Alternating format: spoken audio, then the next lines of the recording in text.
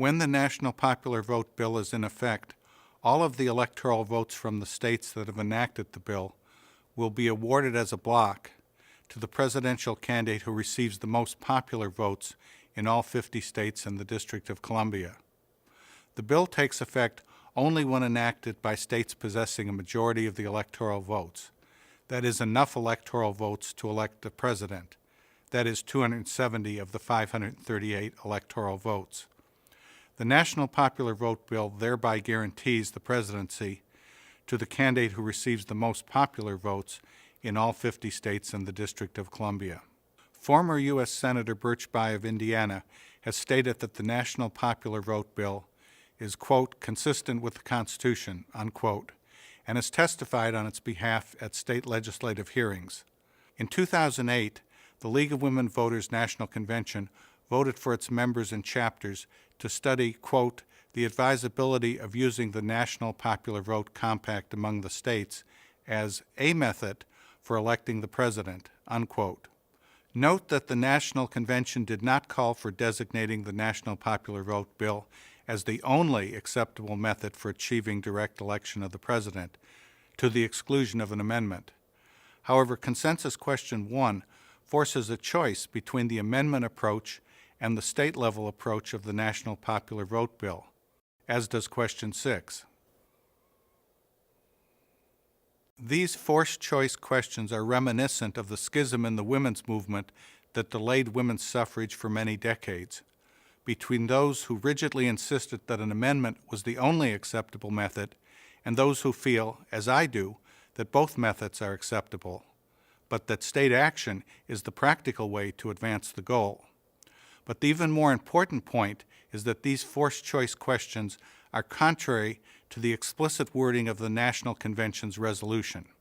More importantly, these so-called consensus questions are designed to prevent a consensus. These consensus questions require the membership to say either the state-based method or the amendment method is the one and only one way to achieve the desired goal.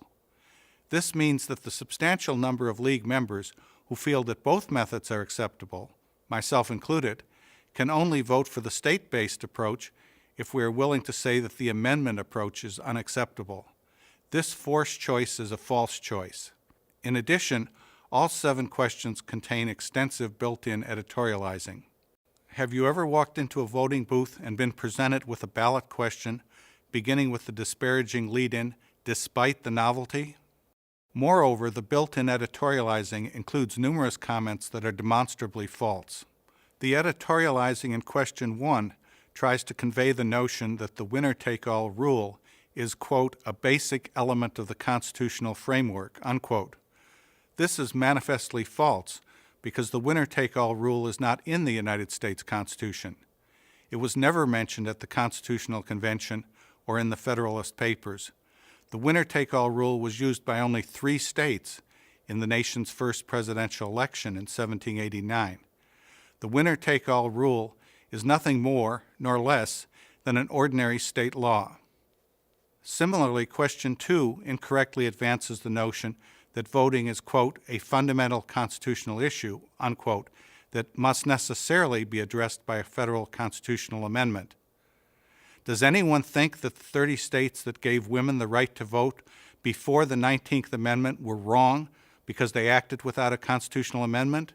Or that these states, quote, set a bad precedent, unquote, when they used a power specifically given to them by the U.S. Constitution?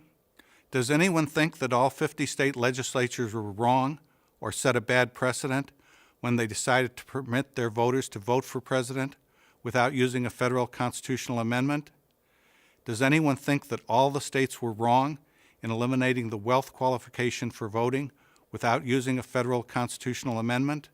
Question 7 attempts to argue against the obvious fact that the National Popular Vote Bill is more achievable than a constitutional amendment by referring to, quote, the need for action by so many states, unquote, conveniently omitting the reality that an amendment requires approval by more states than the National Popular Vote Bill. And Question 7 contains demonstrable misinformation when it refers to, quote, the need for, unquote, congressional consent, conveniently ignoring United States Supreme Court rulings dating back to 1893 and reaffirmed in 1978 that congressional consent is only required if an interstate compact threatens federal supremacy. Given that the Supreme Court has repeatedly ruled that the method of awarding electoral votes is an exclusive state power, there is no federal authority in this area in the first place, much less a threat to federal supremacy. Remarkably, Question 7's built-in misinformation is combined with a total lack of logic. A constitutional amendment requires congressional consent by a 2/3 majority. So even if the Supreme Court had never made its long-standing rulings, the only effect would be the extra step of getting a majority vote in Congress. Numerous additional examples of editorializing, omissions of relevant facts, misinformation, overlooking of established court decisions while highlighting speculative scenarios permeate this entire process, as discussed in greater detail on the web and in the Myths chapter of the second edition of our book.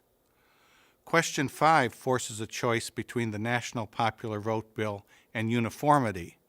However, the Constitution gives the states control over elections, and voting systems are not identical from state to state now.